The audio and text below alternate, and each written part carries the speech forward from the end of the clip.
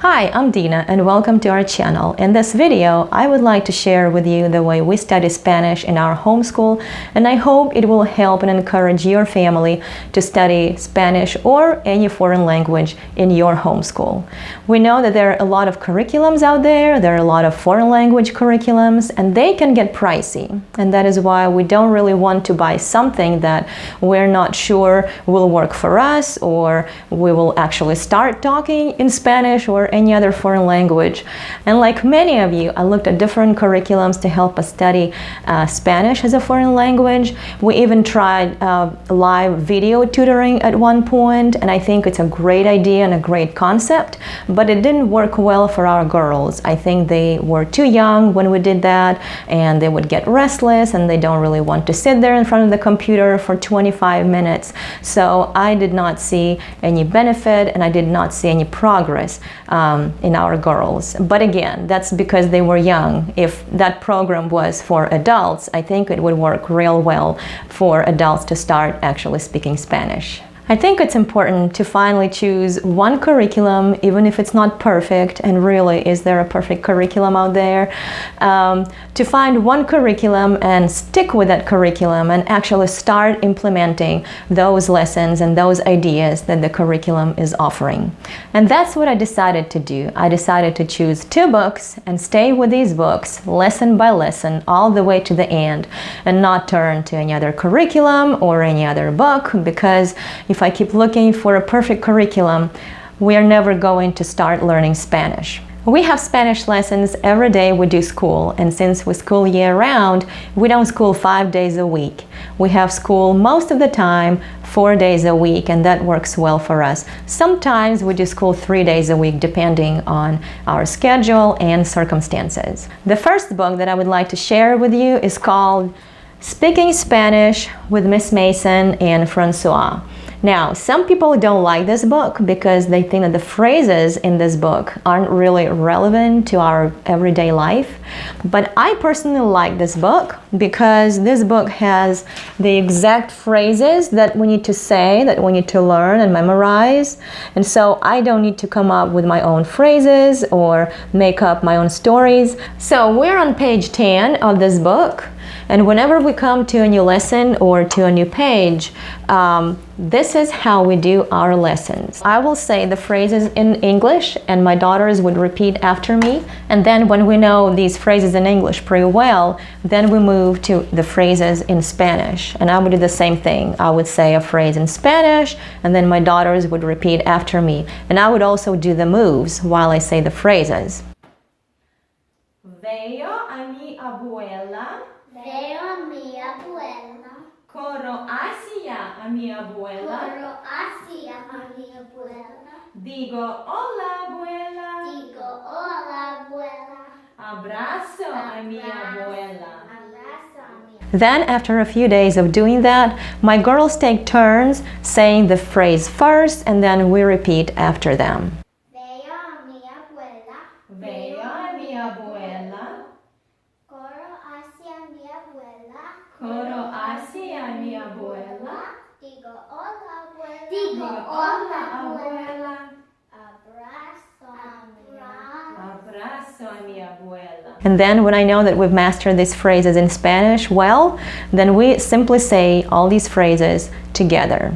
And I usually use this book 2 days a week. Veo a mi abuela. Corro hacia mi abuela. Digo Hola abuela. Abrazo a mi abuela. The second book that I use is this one. It's called Libro Primero de Lectura de Appleton, and I also use this book 2 days a week. It seems to me this book was made for people wanting to learn English, but it works real well for us because it has a story in English on this side of the page, and then on the other side of the page it has the exact same story in Spanish. And also it has a picture that comes with the story, so the children can actually look at the story and understand what's going on. The end goal with this book is for me to read the story in Spanish and for my daughters to narrate it back to me. But since we are very new to Spanish, this is what I do to help us with that. In the story, I look for all the words and phrases that we're not familiar with. Then I look for those images on Google. I put all those images into a separate document. Then I print out the document, cut out those pictures, and then we spend time simply learning those pictures.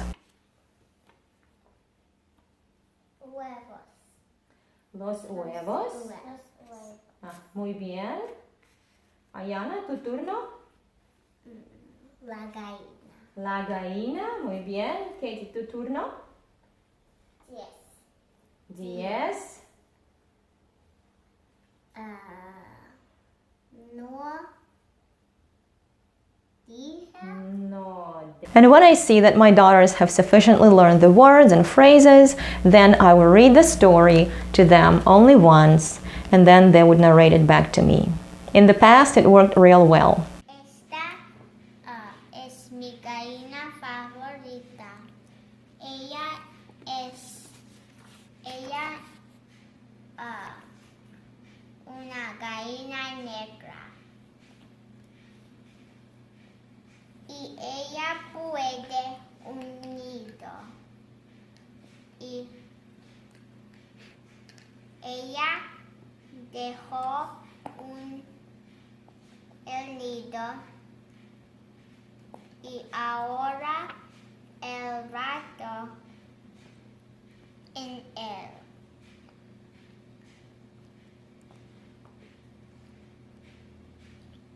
¿Puede? Puede la rata coger un huevo. Ligero. Ligero.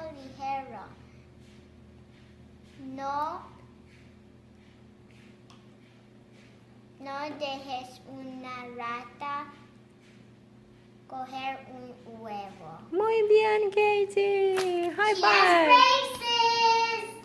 In our homeschool, we also sing songs in Spanish. It's supposed to help us pronounce the words in Spanish. And so for that, I use Amazon Prime Music. I just find traditional songs in Spanish, and normally I have several options to choose from. And then I print out the lyrics of the song, we look at the words, we try to find the meaning of the words that we don't know, and then we follow the song with the lyrics. And after a while, we simply sing the song and really enjoy it. It's fun for all of us.